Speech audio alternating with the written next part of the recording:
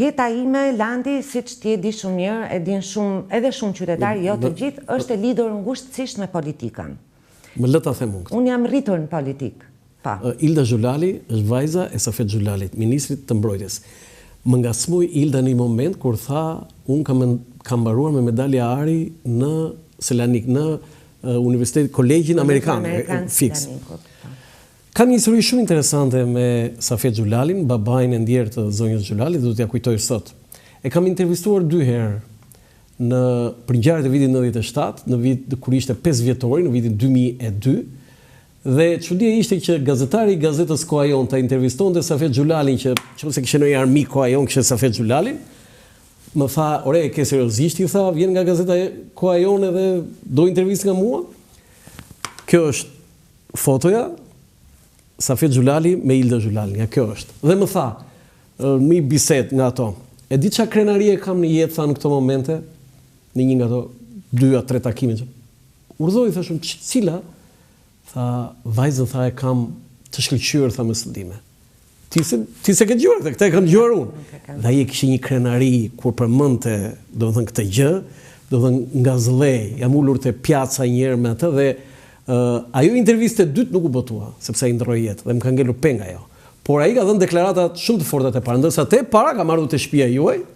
Dhe ti ke qenë aty na ke shërbyer, domethënë gazetari shkon te shtëpia ish ministrit të mbrojtjes, thashun ta marr vesh Nikol Lesi, nesër nuk jam unë më tek Koha Jon. Mund ta përshkruash çfarë shtëpi e thjesht ishte kështu. Shumë e thjesht, por me zemër të madhe, sepse unë madje u vura në sikletë sepse ju filluat përgatitet të dy ju motrat, se më vendoset aty sharqin diçka tillë, unë u vura në sikletë, po pritha se do marr babi intervistë. Po prit tha, i tha se intervista nuk e prit kaq shpejt, tha, duhet shkruar intervista. Unë mendoja që do zgjidha diktofoni dhe do t'i merrja intervistë. Ja, tha, prit tha. Kështu që të tregova këtë pasazh edhe për ata që na ndjekin që Ilda Xhulali është vajza e Safet Xhulalit. Landit falenderoj që më solle këtë moment. Pas disa ditësh i mat mbush 23 vite që nuk jeton më. Sigurisht për mua ka qenë një humbje shumë e madhe për familjen tonë. Por mendoj që ai na ka lënë trashëgimi disa gjëra shumë të rëndësishme. Një nga këto gjëra ka qenë dia, marrëdhënia me dijen, me arsimin. Dhe besoj që kjo... Babi kishte mbaruar për matematik? Babi ka qenë i përkiste një familje mësuesish. E gjithë familja nga Gjirokastra, nga Libohova, sakt. Kanë qenë mësues. Gjyshi dhe gjyshja ime. Se perceptoj kështu si nga Dibra, se me që ai kishte jetuar. Sepse i mat ka jetuar shumë vite në Dibër. Sa vite? Po thuaj pjesën më të madhe. Lindja është në Gjirokastër? Jo. Babi? Një histori shumë interesante. Na tregon si gjyshja dhe gjyshim, të dy arsimtar, u zhvendosën gjatë kohës luftës dhe më pas për të hapur shkollat shqipe. Ajo në veri? Në veri të vendit. Pjesë e asaj, ati aksioni po themi. Gjyshja ime hapte shkollat për vajzat, sepse aso koha ato nuk ishte bashkë, ndërsa gjyshja ime quhet Drita Xhulali, ndërsa gjyshi Shemsi Xhulali. Çfarë jepte gjyshi, çfarë jepte gjyshi? Ato hapnin shkollat për të mësuar shqipen. Për të filluar gjuhën. Dhe ato lëndët e para. Në Dibër. Në të gjithë veriun e Shqipërisë. Për shembull, babi im ka lindur në Strug. Halla ime ka lindur në Ulqin. Po kjo çfarë viti ka ndodhur kjo Ilda? Që përpara luftës, i mat ka qenë i ka qenë ai operacioni i famshëm, aksioni i famshëm i Ernest Koliçit? Luftës kundër analfabetismit. I Ernest Koliçit, se ka qenë dhe gjatë luftës. Ka qenë gjatë luftës. Dhe prandaj babi jot ka lindur në Strug? Po. Unë për të parë gjë këtë. Edhe xhaxhai ka lindur në një qytet tjetër, po në atë që është sot territori i Maqedonisë, Halla ka lindur në Ulqin. Cili xhaxhai? Ai që edhe ai nuk jeton më i madhi, Kadriu, që ka qenë dekan i Fakultetit Ekonomik. Po kompozitori? Kompozitori ka lindur brenda kufirit, por pra ata kanë qenë më i vogël. Është më i vogël. Vllai më i vogël i familjes, por ata kanë qenë të gjithë familje. Një familje me pasuri intelektuale. Dhe gjëja më e çmuar në familjen e Timetit ka qenë shkolla dhe dia. Të dyja bashkë, sepse këto janë parë të dyja bashkë lidhura me njëra tjetrën. Dhe kjo ka qenë edhe gjëja më e rëndësishme në familjen time, për cilën është folur gjithmonë, dhe unë jam rritur si vajzë me një ambicje që është për të shkolluar sa më mirë, por për të marrë sa më shumë dije, thjesht për të marrë një diplom. Këtu je në diplomim?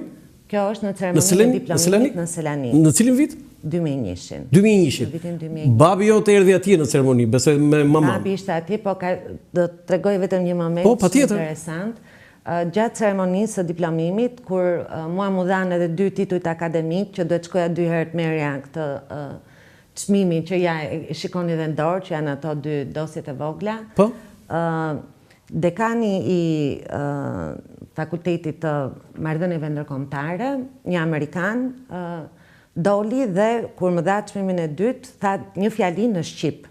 Wow! Dhe tha, babai dytë është shumë krenar sot, sepse ai ndërtoi një marrëdhënie shumë të afërt me mua dhe motrën time Binjake, na ndihmoi se ato kanë qenë shumë vështira, kemi Ju 2 motra Binjake. Po. Por unë jam diplomuar një vit më herët se motra Binjake, ajo ka marrë dhe një vit më tutje, sepse bëri 2 deg njëkohësisht. Dhe këtu ke mbaruar të mesën Turgut Ozal. Këtu kam Mehmet Akif Ersoj. Mehmet Akif. Ishte viti parë që ka hapur kolegjin Turk dhe që jemi diplomuar. Dhe këtu babi edhe kravatën kuqezi. Edhe aty kravatën kuqezi. Po këto kanë qënë, pra kjo është pjesë e kam dhe 2 foto të tjera, Ilda, kam dhe 2 foto të tjera, sepse ti nuk shkëputesh dot, mbi emri ju të peshon shumë Ilda Xhulali. Po, dhe është një përgjegjësi shumë e madhe për mua. Tani, Ministri i Mbrojtjes, ja, edhe këtu me kravat kuqezi. Si e kujton babin Ministrit të Mbrojtjes? Ti e vogël ishe atëherë, po jo dhe aq e vogël, sa vjeç ai binde? Po, unë kam qenë e vogël, shiko, kur babi filloi të merre me politikë, 91-shin ka dalë babi. Pra ishte ndër nismëtarët e atyre që themeluan Partinë Demokratike në Peshkopi. Një realitet shumë i vështirë. Unë mbaj mend për shembull antimitingun e parë që zhvilluar poshtë shtëpisë time. Poshtë shtëpisë tënde? Ç'a thua? Unë kam qenë një vajzë e re, poshtë pallatit. Një turme madhe njerëzish, unë kam qenë atëherë në klasë të 7. Po? Bashkë me motrën Binjake, motra e vogël ishte shumë e vogël. Do të ju jeni përgjithëse se dini ju jeni 3 vajza. Ne jemi 3 vajza. 2 jeni Binjake, do të ju jeni Binjake dhe një motrë më të vogël. Edhe të gjithë ata që mund të shohin një ditë në rrugë motrën time Binjake dhe nuk u flas, ta dinë që nuk jam unë. Ta bëj këtë paralajmërim gjithmonë. Na dërgo foton te regjia që themi që kjo është motra ime, nuk jam unë, se ngatrojnë pastaj e thon u bë mendje madhe që tani kjo kandidatja. Jo, ju jap fjalën, nuk jam mendje madhe, por nëse nuk u flas. Po, se në fakt motra jote është çik mendje madhe. Jo, nuk është. Ishte për batut. Tani, ju ishit në shtëpi? Pra, po, ka qenë pas mitingut të parë që u tentua të bëhej në Peshkopi. Po? Për shpalljen e Partisë Demokratike, kur do të vinte Sali Berisha si kryetar nga Tirana, për shkak të disa skenarëve të zinj që ishin përgatitur dhe që mund të krijoheshin incidente shumë të rënda, me vrasje etj. Mitingu u shty, u anullua në moment të fundit. U anullua, hë? Po. Dhe më njëherë pas kësaj, njerëzit ishin mbledhur përpara në shesh, përpara shkollës pedagogjike, nëse nuk gaboj. Dhe më njëherë pas asaj, erdhi një tjetër turmë e madhe, por që mblodh poshtë shtëpisë tonë. Ju kishit shtëpi në pallat? Në pallat, normal. Në cilin katin ishit ju? Katin e dytë. Katin e dytë, ë? Katin e dytë. Po se mund të ishte edhe kat 5. Gur? Me fotot e Enver Hoxhës? Me fotot e Enver Hoxhës. Po çfarë thërrisë, çfarë kërkoni? Po atëherë sigurisht. Po Safet Xhulali. Po atëherë të gjithë ata që u angazhuan me Partinë Demokratike, ti e di që u vun epitetet ndryshme, huligan, ku diun, rrugaq, kriminal. Të mbaj mend, të huligan ka mbetur. Huligan, babi jot huligan, më i qet, njeriu më i qet që mund të njohur unë jetën time. Po kjo gjë nuk u përputhej asnjëherë edhe me figurën e babit, sepse ai ka qenë një njeri me shumë reputacion. Po si u zgjidh situata një? Edhe si mësues matematike, po ata bën punën e vet dhe u shpërndan. Kaq. Po qelluan edhe me gur, ë? Po, ka qenë një realitet shumë i vështirë. Pati në incident, babi në një gjë, në një rast tjetër? Aty ka pas shumë momente të vështira, dhe unë i mbaj mend, dhe sidomos kur je fëmijë këto të godasin. Patjetër. Dhe veçanërisht që kjo ishte diçka krejtësisht e re për ne. Ne kishim atë jetën tonë të zakonshme që ne shkonim në shkollë, baba ishte gjithashtu mësues, mami shkonte në punë. Babi jepte në gjimnas mësim? Në gjimnas, mësi matematikës. Po mamaja ku punonte atje ndim? Mami ka punuar të gjitha punët sepse vinte nga një familje që quhej familje kulakësh atëherë dhe nuk e lejuan as të bënte shkollën e lartë, kështu që ishte punëtore, shitse, mësuese në Post Telekomunikacioni, ka provuar gjitha në magazine. Babi pse themeloi Partinë Demokratike? Çfarë kishte ndaj sistemit? Dhe këtë do të thoja që vendimi që ai mori ka qenë një vendim që unë jam rikthyer shumë herë, veçanërisht jam rikthyer kur mora dhe vetë vendimin që të përfshihem në politikën aktive. Dhe mendova, kur i mat u përfshin në politikë për të themeluar Partinë Demokratike në një vend që ai konsideroi si Abanxhi, sepse nuk ishte Dibran autokton. Familja e tij, edhe pse ishte martuar me një Dibrane, me një Shelerësh, po, vjen nga një familje me një mbiemër të madh në Dibër, Shelerësh. Sheleri. Nga Shelerët e Dibrës, shehut. Ai vendosi të futet në politikë duke pasur dhe 3 vajza, ishte një kosto shumë e madhe se njeriu mendon çfarë po rrezikoj. Po të kishe 3 çuna dhe kishe 3 burra. Mendon çfarë po rrezikoj. Dhe unë mbaj mend këto gjëra që në familjen tonë kanë ardhur edhe të afërm, edhe shumë miq të timeti. Dhe i thoshin çfarë po bën, ku po çon familjen tënde? Tërhiqu, mendo, ke 3 vajza. Dhe si thoshte sepse gjithë mendonin që i ma do përfundonte, do burgose, si gjithë ato burgosërit politikë që kishin përfunduar për një fjalë goje, apo për një mendim ndoshta edhe të lidhur me politikë, të palidur me politikën, drejt për drejt. Dhe ai vetëm i dëgjonte, edhe mirë i thoshte, dakord, të kuptova, domethënë se ka pasur qetësinë e vet. Qetësinë olimpike. Ndërsa në trurin e tij dhe nuk u tërhoq bashkë me një. Jo, arsyeja pse ju kundërvuru atij sistemi? Mendoj që gjëja më e rëndësishme për të ishte liria. Liria. Po edhe këto që kishin vuajtur mama. Po nuk ishte. Vetë ishte goditur? Çështja e një vuajtje personale dhe gjithë e pyesnin, po pse mos afet? Ti s'ke pasur. Ti nuk je persekutuar, nuk të kemi çuar as sekondë. Pse mos afet? Pse? Se nuk e lidhnin dot. Pra, ai u fut për diçka shumë të madhe se vetja dhe rrezikoi, pra u fut në një territor që ishte i minuar, nuk ishte fush me lule dhe autostradë. Vërtet. Dhe besoj që gjëja më e rëndësishme e ka treguar këtë Uran Butka këtë moment. Dhe duke menduar që në fund të ditës çfarë bën ti në momente vendimtare për vendin. Për vendin, po edhe për vetën. Për një vend që ta trashëgoj familja jote, ta afërmit e tu, çfarë po lë pas? Pastaj kaloj. Dhe unë jam rikthyer kësaj gjëje dhe në të njëjtën formë kam marrë dhe vendimin vet. Ky është arsyeja që morë dhe vetë vendim? Të them të vërtetën, kësaj gjëje jam rikthyer shumë herë. Dhe ky ka qenë momenti që kam marrë vendimin për të futur në politikë aktive, se dhe unë jam përfshirë në politikë aktive në një moment shumë të vështirë për Partinë Demokratike. Do e ke fjalën tani për problem, se kjo ishte në administratë që ishte. Në politikën aktive jam futur rishtas, kam qenë pjesa e. Dhe mendove babin që ai bëri një sakrificë shumë të madhe se sa kjo? Bëri një zgjedhje, sepse njeriu vjen në pikën që duhet bëjë një zgjedhje. Këto zgjedhje janë veçanërisht vështira në momente kyçe, në kryqe. Dhe ti duhet ta marrësh këtë vendim duke u bazuar në disa pika reference dhe vendose cilat janë pikat e tua referencës.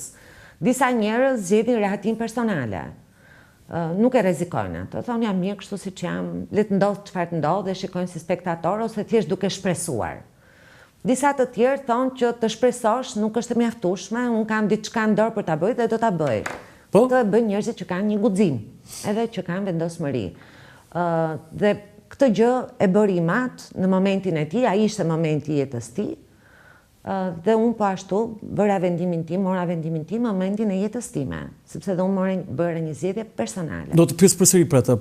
Babi pasaj u bë deputet. Dhe pasaj në qeverinë e zotit Meksi, që në fillim, ai u emërua si ministër i mbrojtjes. Të lutem, foton tjetër regjia është një foto historike, jo vetëm për babain tuaj, por edhe për Shqipërinë, me Colin Powell, me generalin me 4 yje, shefi shtabit, shefi i shtabeve të ushtrisë amerikane, i cili më pas pati një karrierë akoma më brillante në diplomaci si sekretar shteti, por për gjithë ata që nuk e din, se Ilda e di shumë mirë, vizita e zotit Xhulali, pra e ministrit të mbrojtjes, 3 herë në Shtetet Bashkuara të Amerikës, po veçanërisht ajo në Pentagon. 6 herë.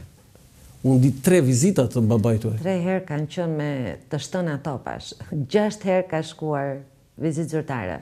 Atëherë 3 herë 2. Kam dhe me data. Okej.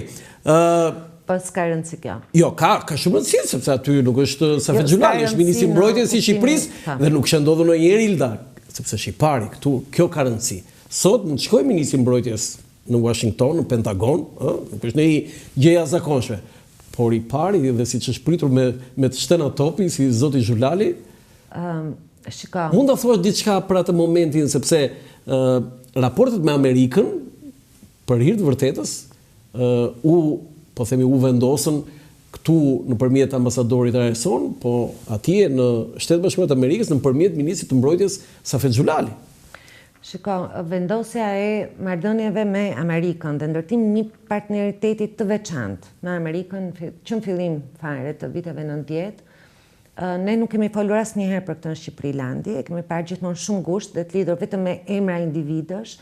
Në fakt ka qenë një veçantë për nga lloji në gjithë Europën lindore, në rajon dhe në gjithë Europën lindore. Unë këtë e di se kam shkruar e kam te libri. Jo të gjitha vendet, madje Shqipëria ka spikatur si vendi i parë dhe i vetëm që ka kërkuar me ngulm ta ndërtojë këtë partneritet. Jo, të antarësohet në NATO? Ka qenë e para të ndërtojë në këtë partneritet strategjik me Amerikën dhe përmes këtij partneriteti të antarësohet në NATO.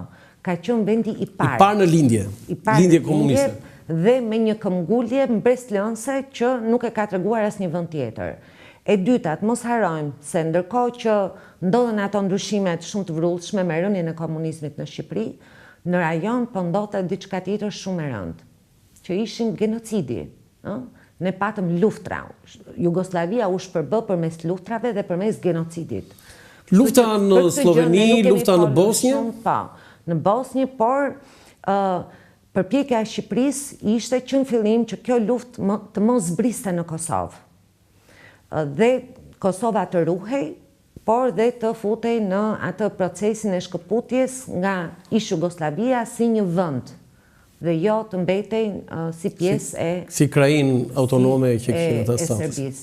Kështu që këto kanë qenë momente shumë të rëndësishme dhe besoj që i mat si kontribut të tij si ministër i mbrojtjes ka meritat veçanta për këto që unë thash dhe për një element tjetër shumë të rëndësishëm që lidhet me reformat e brendshme në Shqipëri, që ishte reformimi i ushtrisë. Nëse ka patur një reformë të dhimbshme dhe më të vështirë në shtetin shqiptar ka qenë ushtria për shkak të përhapjes. Dhe mos harroni që Shqipëria jetonte me devizën i gjithë populli ushtar. 35% e buxhetit ishte ushtrisë.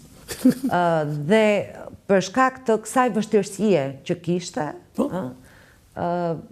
ai bëri një punë kolosale për ta bërë si përballoi atë largimin e valës parë të oficerëve nga puna. Të zbatueshëm, sa më pak të dhimbshëm, por që në fund të ditës ushtria të shndërrohej edhe ideologjikisht, pra të kishte një transformim, sepse ishte një ushtri e Traktatit të Varshavës. Dhe nga e Traktatit të Varshavës, që luftonte NATO-n, duhet të shndrohej në një ushtri të NATO-s që kishte një mision tjetër në botë. Jo, si përballoi baba juaj largimin e një mase shumë të madhe ushtarakësh dhe oficerës?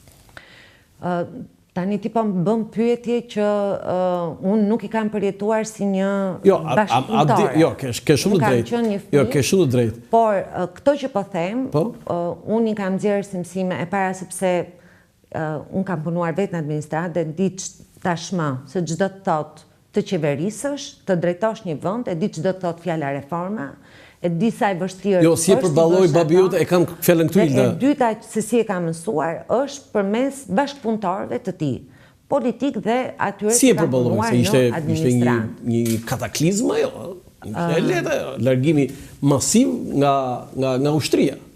Mos gaboj vuri moshën 55 vjeç e lartë, o 50 o 55, nuk e mbaj mend. Nuk e mbaj mend dhe nuk mund të ta them. Atëre, do të them unë diçka. Mendoj që ajo që i mat ka lënë si thua shenjë në drejtimin e Ministrisë së Mbrojtjes, ka qenë dhe çdo që kam takuar më ka thënë këtë fjalë, që i mat mbahet mend si një njeri me integritet, një njeri shumë i zgjuar, një njeri që ka punuar jashtëzakonisht shumë dhe që hyri dhe doli nga politika me të njëjtin nivel ndershmërie dhe përkushtimi. Kështu që për mua këto janë vlera shumë të çmuara dhe këto janë vlera që besoj unë ai ka lënë trashëgimi si pjesë të ADN-s, por edhe si pjesë të asaj çfarë njeriu merr në familje, në mënyrë se si rritet, se si udhëhiqet në jetë, sepse familja është një pjesë shumë e rëndësishme e formimit të njeriut, dhe këto i ka lënë trashëgimi edhe tek unë dhe tek dy motrat e mia. Zonja Xhulali, kur unë e pyeta babain tuaj, për çfarë je krenar në ato vite të stuhishme dhe reforma që ke bërë në ushtri, dhe unë prisja të thoshte që oqa ata të indoktrinuarit. Sepse ju e thatë vetë, imagjino tani nga, se është e bukur ajo, antar i Varshavës, tani ti po përgatitesh të jesh antar i NATO-s. Shumë e bukur, madje bënim shaka me zotin Berisha në një intervistë, i thosha unë, ata shoqata ushtarakëve i kishin bërë kërkesë NATO-s para kur ishte PD-ja në pushtet, që të jepin pension për kohët që kishin qenë antarët e Traktatit të Varshavës, është e bukur fare. Dhe ja kishin çuar Rasmussenit, sekretarit NATO-s. Edhe qeshtim sepse ishte më tha, dhe unë prisja që ai të thoshte reforma që ka mequr të indoktrinuarit komunistët. Unë tha, jam krenar, tha, kam bërë një gjë, tha, një akt, tha, që pak veta e din. Imagjino gazetari i veshët e mi, urdhë zoti Xhulali, tha, kam mequr, tha, ushtarakët që nuk ishin shqiptar. Ngela unë. Si ushtarakët që nuk ishin shqiptar? Tha, nuk ishte problem, tha, ushtarakët që ishin komunistë, tha. Sepse ata, tha, dal nga dalë, tha, do t'i kuptonin transformimet, tha. Sepse ata kanë fëmijë, tha, dhe fëmijët, tha, të ndikojnë, tha. Nuk ishte ky problemi. Fundi ata, shumica aty ishin adhëtar, tha. Parësisht se kishin kuptime, tha, politike të tjera. Për këtë që ai bindur, tha. Në ushtrinë shqiptare, tha, kishte ushtarak oficeri që nuk ishin shqiptar, tha. Dhe unë, tha, e kam bërë këtë gjë, tha. Kjo ishte kur u mora më vonë dhe pash disa letra, Hilda, dosje letra, jo i kam dhënë të drejtë, thash bravo Safet Xhulalit për atë akt që ka bërë. Tani, unë do ta plotësoj çik këtë që po thua. Besoj që projekti më i rëndësishëm që ka patur Iman, sepse dhe ai ka qenë pjesë e një ekipi, ka qenë Partia Demokratike, e cila sigurisht, edhe stafi ti. Kishte një vizion politik, dhe ky vizion ishte antarësimi i Shqipërisë në NATO. Kjo përfshinte gjithë spektrin e reformave, se nuk është thjesht një dëshirë, por punë që ti duhet bësh. Dhe unë jam shumë e lumtur që në këtë projekt të Shqipërisë antare të NATO-s, edhe unë kam vënë një tull si diplomate në Ministrinë e Punëve të Jashtme, se çdo njeri ka mundësinë të kontribuojë, kështu që ky është një projekt në cilin Imat ka vendosur atë tullën e tij, dhe unë po ashtu, si pjesë e administratës, kam vendosur atë kontributin tim, por në fund të ditës ajo që është më e rëndësishmja është që me Partinë Demokratike nisi ky projekt, me Partinë Demokratike u realizua ky projekt.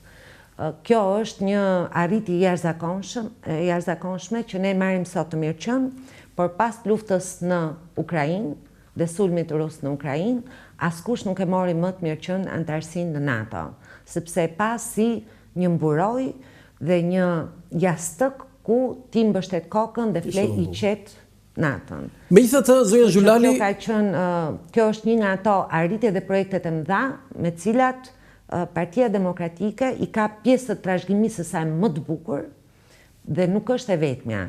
Po ashtu PD-ja nisi procesin e antarësimit në Bashkimin Evropian. Hoqi vizat për qytetarët shqiptar që shkuan drejt Bashkimit Evropian. Dhe po ashtu kam kontributin tim se kam qenë pjesë e ekipit që drejtoi këtë proces, preku me dorë të gjitha ato reformat e rëndësishme që u bën punët e vërteta. Dhe përsëri kjo është pjesë e asaj trashëgimisë së shkëlqyer të Partisë Demokratike.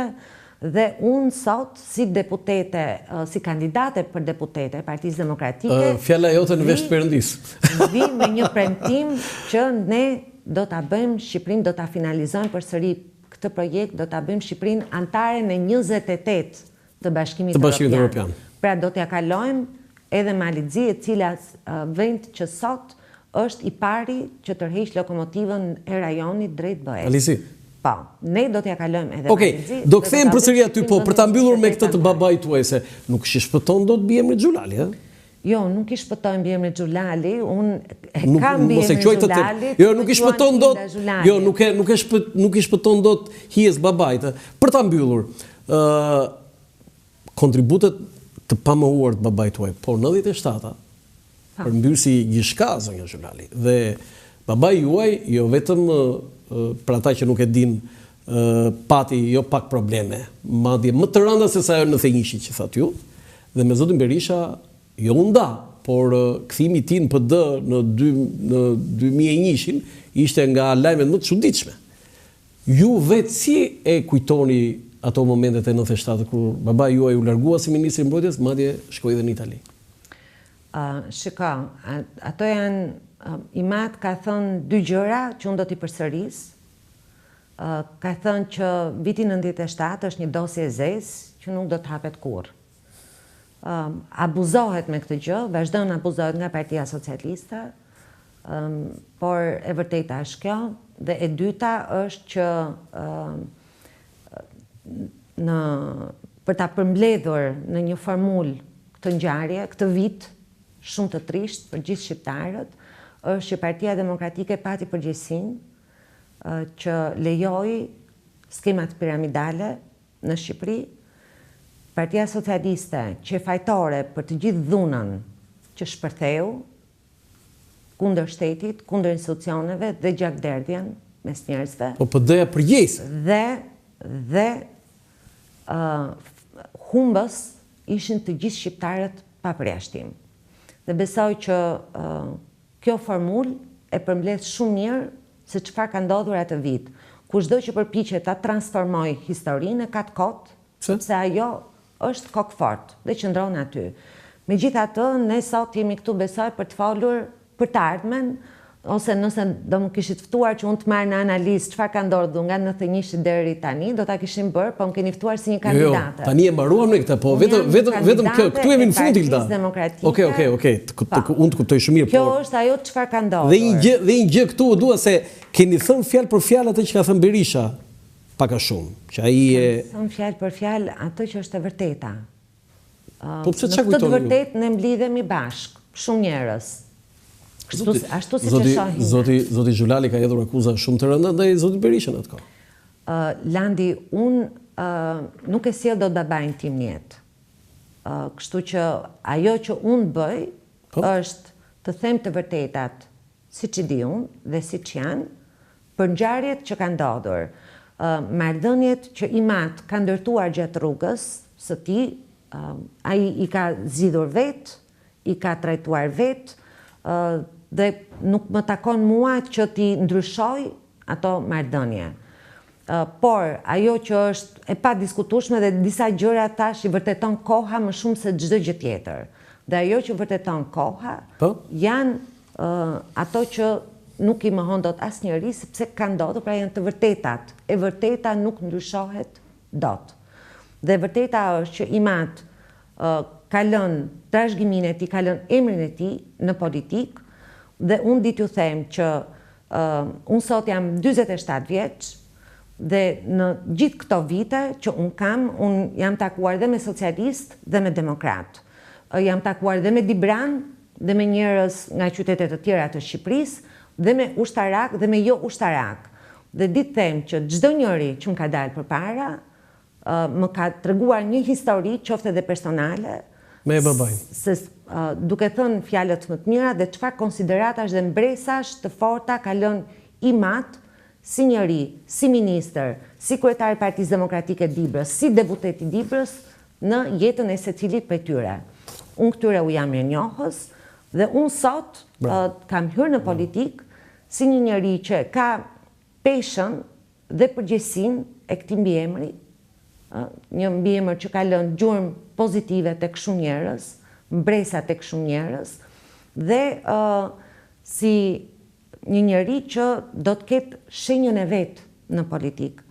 Imat ka 23 vite që nuk jeton më. Sa vjeç ishte babai kur ndroi? Nuk ka lënë trashëgimi asgjë tjetër përveç dijes, edhe dëshirës për dije. Dhe disa parime shumë të thjeshta, siç është të qenurit një njeri i lirë, ne kemi qenë 3 vajza në familje, por jemi rritur si vajza të lira. Nuk na është thënë kur pushati rri aty bëj kështu si them unë, përkundrazi. Këtë përmas lirie, fatmirësisht, unë e kam gëzuar në familjen time, të hershme, si vajzë, e gëzoj sot në familjen time aktuale si grua. Ja trashëgon dhe është një mision, po, që unë do t'ja trashëgoj fëmijës tim, por është një mision për cilin unë do të punoj dhe si një person publik i angazhuar në politikën aktive. Për mua shumë e rëndësishme që çdo njeri të ndihet i lirë, po veçanërisht në një shoqëri ku mbizotron patriarkalja, se duhet ta pranojmë këtë. Veçanërisht për mua është e rëndësishme që vajzat rriten të lira, gratë të jetojnë si të lira dhe të marrin vendimet për jetën e tyre. Dhe unë besoj shumë që mënyra më e mirë për të investuar për veten, për ta fituar këtë liri, është arsimi, është dija.